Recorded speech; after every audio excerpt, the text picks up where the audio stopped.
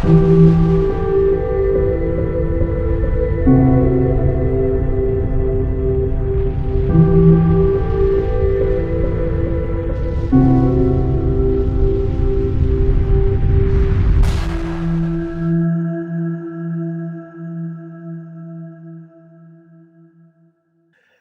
les amis, nous sommes le samedi 9 mai 2020 et en voie de déconfinement. Alors moi j'ai passé la majorité de ma journée au téléphone, à droite, à gauche, à essayer d'analyser différentes informations qui me venaient. Alors vous savez, moi j'ai pour habitude de vérifier les sources. Quand je ne peux pas vérifier les sources, je suis un peu échec et mat. Et j'aime pas beaucoup ça. Donc en plus... Vous le savez, je suis énormément attaqué, c'est un truc de dingue. Depuis que nous avons décidé de faire une émission à 4, Thierry Casanova, Jean-Jacques Crèvecoeur et Tal Schaller, ça a mis en branle la désinformation en face, un truc de fou. Un blog qui vient d'être créé, l'Extracteur, qui raconte, mais alors franchement, des stupidités hallucinantes, dignes d'un étudiant de 17 ans. En gros, on serait des gourous. C'est incroyable ça, hein. Incroyable. Bah, c'est les techniques classiques de la désinformation. En plus, ça ressemble presque à ce que le ministère envoie dans les écoles, hein. Donc vous voyez, je vous mets un extrait là. Euh, je l'ai encadré en rouge. Développer l'esprit critique des élèves pour mieux lutter contre la désinformation, les fake news, les rumeurs et les théories complotistes. Et en bas, vous voyez, identifier si les parents adhèrent à un groupe sectaire. En effet, la pandémie mondiale est présentée par certains prédicateurs gourous ou idéologues. Bon, on va pas tout lire, toutes ces conneries. Donc vous voyez, c'est un truc assez hallucinant. Bon, moi j'ai conseillé à mes 3 amis de faire constater par huissier et qu'ils portent plainte directement, parce que c'est de la diffamation. Moi, hélas, ben, j'ai rien, hein. Je suis patron d'entreprise, mais ça vous le savez. Donc ils disent que j'ai 16 entreprises. Oui, si on compte les sociétés civiles immobilières, je m'en suis jamais caché vis-à-vis de vous. D'ailleurs, j'avais un petit peu prévu le truc, il y a déjà longtemps, hein. Déjà quand, regardez, j'avais fait une émission, c'était en mai 2019, 10 000 abonnés, 10 000 abonnés, et je gênais déjà, hein. Donc j'ai mis un petit peu mon histoire professionnelle dans la vidéo là. Si vous voulez, je vous la remets à la fin, pour ceux que ça intéresse, hein. Ceux que ça intéresse pas, eh ben, vous zappez, c'est pas un souci, je vous le mets à la fin. Et qu'est-ce qu'ils me mettent aussi? Ils me met un truc comme quoi, un extrait d'une émission où je dis que la Lune est creuse. Oh, mamma mia! Donc évidemment, comme je dis que la Lune est creuse, forcément je suis un stupide, un idiot du village, et donc tout ce que je dis est idiot du village. Et donc il se réfère à cette vidéo que j'ai faite, La vérité cachée de la Lune, il y a un an. Et voilà les sources. Bah, comme vous pouvez lire comme moi, hein, NASA, Harvard, New York Times, US Air Force, National Geographic. Et donc, bah voilà. Donc ça, c'est dans le document, vous trouvez un rapport de l'US Air Force sur la Lune. Et dans ce rapport sur la Lune, l'US Air Force en 1959, le 19 juin 1959, écrit noir sur blanc que la Lune est creuse. Vous voyez? Donc vous voyez comment on peut... Et donc c'était signé par qui c'était pour qui? Headquarters. Major Général Charles McCaughey, Colonel Gary L. O'Brien Jr., Colonel Leonard A. Eddy.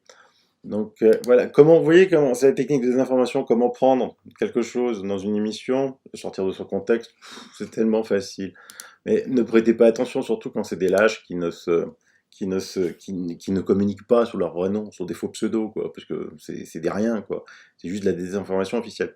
Par contre, ce qui fait beaucoup plus mal, c'est des gens, des lanceurs d'alerte qui sont retournés comme une crêpe, qui sont complètement crétins et qui nous tirent dessus. Parce que juste avant, ils étaient les premiers, ils étaient stars, et que là, ils se voient pendant cette crise dépassés par effectivement Tal, Thierry, Jean-Jacques et moi. Mais Tal, Thierry, Jean-Jacques et moi, quand cette pandémie sera finie, c'est fini. Vous n'en entendrez plus parler. Vous pourrez nous être les premiers de la classe. C'est pas un souci, quoi. Vous êtes juste lamentable, encore pire que les désinformateurs. Voilà, ça je tenais à le dire. Donc moi, comme d'habitude, je vais m'occuper de cette pandémie et pas m'occuper des idiots parce que ça sert strictement à rien. Euh, Il y en a qui, sous ces faux semblants, être de lumière ou je sais pas trop quoi, être en liberté, je connais même pas. Ils se croient intelligents. Donc oui, oui, oui, oui, oui, oui, oui, j'ai plusieurs sociétés. Hein, et vous verrez à la fin l'émission Les sociétés, je l'avais déjà fait en mai 2019 pour justement contrecarrer des gens stupides comme vous. Donc maintenant, ce qui nous intéresse, c'est quand même la pandémie actuelle. Le reste, à la limite, on s'en fout. On voit des choses quand même assez étonnantes. Moi, j'ai eu vraiment, je vous le dis, hein, il y a beaucoup, beaucoup, beaucoup de fake news qui circulent en ce moment. Ça aussi, c'est une technique de désinformation assez forte. On envoie des fake news, c'est le camp en face qui les envoie, ces fake news. Ils attendent que les gens les transmettent, les dispatchent à tout le monde, pour ensuite dire ah ah ah, regardez, c'est une fake news. Parce que, évidemment, une fois de plus, les gens ne vérifient rien, mais dans tous les domaines, hélas. Donc là, moi, ce qui m'inquiète, c'est que Cuomo, le maire de New York, le gouverneur, pardon, de New York, se demande pourquoi les bâtiments scolaires existent toujours. Et il dit que New York devrait travailler avec Bill Gates pour repenser l'éducation. En gros, pourquoi, pourquoi mettre des enfants à l'école? Il serait bien à la maison avec Bill Gates en télétravail. Non mais attends quoi. Encore Bill Gates, mais toujours Bill Gates. Tout tourne autour de ce monstre ignoble que la presse française vénère à coups de millions de dollars, je vous l'avais déjà montré. Là aujourd'hui j'ai reçu le document que je vous avais déjà parlé, officiel, de tout ce qu'il inonde, tout ce que sa fondation inonde, mais c'est tellement de milliards de dollars que c'est juste affolant. Je vous en montre juste un petit extrait, c'est tentaculaire, tentaculaire, tentaculaire, parce que ça fait plusieurs pages, et il y a beaucoup de médias qui sont payés, donc on comprend mieux, mais c'est horrible, c'est horrible. Et donc, évidemment, ça a réagi très vite à ce que ce stupide Cuomo raconte. Les gens disent aucune technologie ne peut remplacer les écoles, les enseignants de New York et les parents réagissent enfin à Cuomo. Une pétition est sortie tout de suite en ligne pour contrecarrer ce qu'a dit ce type-là, pour pas qu'il se fasse des idées dans la tête. La pétition, elle explose, quoi. C'est-à-dire que même en live, on voit les signatures tomber. On reste chez Gates.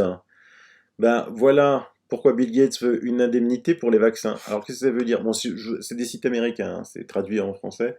C'est un petit peu la même chose que quand, quand Macron est arrivé au pouvoir et qu'il a mis 11 vaccins obligatoires. Mais à côté, il a mis que les industries pharmaceutiques ne pouvaient être responsables pénalement, ça vous rappelle rien, si jamais il arrivait quelque chose. En gros, vous avez un bébé, vous lui donnez un vaccin, vous ne pouvez pas vous retourner contre la firme pharmaceutique, parce que Macron les a protégés. Lui, il veut la même chose. Ah ben tiens, pourquoi il veut la même chose, Gates? Marrant ça, des discours qui sont un peu partout. Eh ben Gates, il dit que bah oui, il faut protéger les gens, parce que lui, il prend des risques, il investit des millions de dollars, voire des milliards de dollars pour des vaccins, et qu'il faut le protéger pénalement.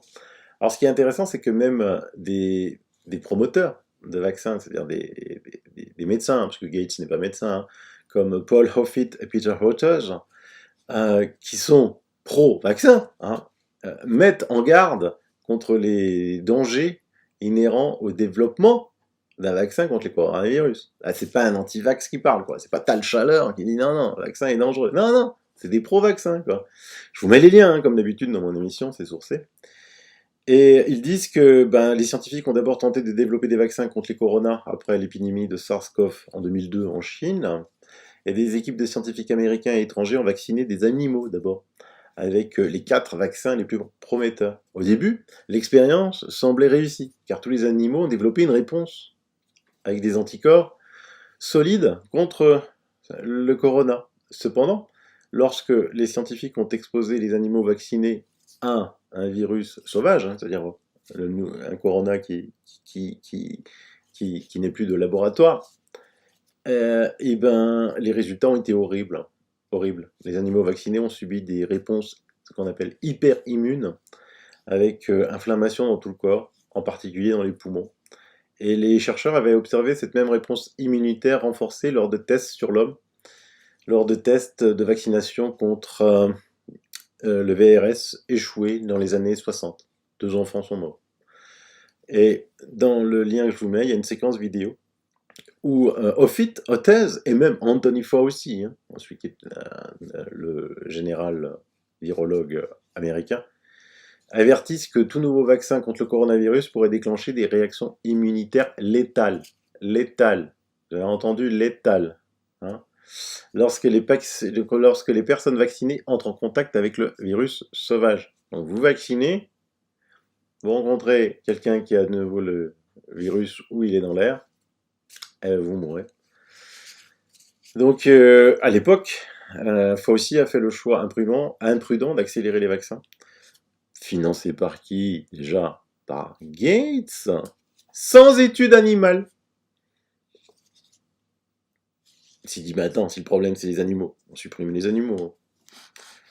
Et tout ça c'est sourcé, hein. Oh, l'extra truc là, c'est pas la peine de reprendre des trucs, reprends tout quand tu oses, hein, parce que sinon on reprend rien. Sinon viens sur mon émission, causer avec moi. Tu peux même être en direct avec. Tu sais, il y en a qui ont l'habitude là, de mettre un truc masqué sur la tête pour pas qu'on les revoie parce qu'ils sont tellement nuls. Mais bon, tu viendras pas parce que t'es nul. Tu dis juste la leçon de tes maîtres qui te disent qu'il faut descendre ou pas. Et donc, Gates, dans la vidéo, qui est dans le descriptif, est tellement préoccupé par le danger d'événements indésirables qu'il dit que les vaccins ne devraient être distribués que si les gouvernements lancent une loi pour dépénaliser les sociétés qui vaccinent ou alors les indemniser de poursuites. Un truc de fou, quoi. Ah bah, vous voulez pas être irresponsablement pénalement et responsable? Eh ben écoutez, si on nous condamne à 2 milliards, c'est vous qui les payez. Voilà. C'est comme ça. Tout ça, c'est toujours issu du site de Robert F. Kennedy Jr. Abonnez-vous à son Twitter, abonnez-vous à son Instagram. Il publie tellement de documents, ce garçon, c'est juste extraordinaire. C'est toujours sourcé, c'est toujours fantastiquement fait. D'ailleurs, ce coronavirus est tellement dangereux que regardez, les touristes étrangers qui arrivent à Roissy se disent, bah, attends, ça date du 5 mai, hein, ça date pas du truc. Hein. Il n'y a pas de quarantaine, il n'y a pas de traçage. Hein. Le personnel aéroportuaire n'a pas de masque, ils n'ont pas de gants, ils touchent les passeports. Les passagers sont horrifiés, ils touchent les passeports avec leurs mains nues. Voilà. Hey, parce qu'ils savent que le virus n'est pas du tout dangereux. Sinon, qu'est-ce que je peux vous dire? Eh ben là, il y a un ex-collaborateur de Véran qui a tenté de toucher une commission sur des masques FFP2. Un ancien collaborateur d'Olivier Véran, quand celui-ci était débuté, a tenté de faire jouer sa proximité avec le ministre de la Santé pour toucher une commission sur l'achat de masques FFP2. Là aussi, si vous voulez lire l'article, je vous le mets dans les news. Paris Match, qui nous surprend, a fait une énorme double page du Vietnam à Madagascar. Serait-ce un hasard si des pays qui se soignent à l'artémisia semblent jusqu'ici épargnés par le Covid? Hein? Eh ouais. Pendant l'épidémie de SRAS, l'artémisia était déjà prescrite par des médecins chinois. Encore, je vous parle encore de cette plante fantastique et merveilleuse, interdite par l'OMS. Rappel, ah oui, bah non, l'OMS financée par Gates, Artemisia lunae, peut pas gagner d'argent, c'est juste pas possible. Après, un truc étonnant ou pas, c'est que dans les textes de loi, là, vous savez, qui font passer sur l'urgence sanitaire, les avocats ont trouvé un petit article qui finalement, je vous mets cet article, il dit quoi? Dans les conditions prévues à l'article 38 de la Constitution, le gouvernement est autorisé à prendre par ordonnance, dans un délai de 12 mois, à compter de la publication de la présente loi, les mesures relevant du domaine de la loi destinées afin d'améliorer la gestion de la trésorerie de l'État, et à prescrire, sous réserve de l'article 26 de la loi organique blabla du 1er août 2001 relative aux lois de finances, le dépôt sur le compte du Trésor des disponibilités des personnes morales soumises aux règles de la comptabilité publique et d'organismes publics ou privés chargés d'une mission de service public.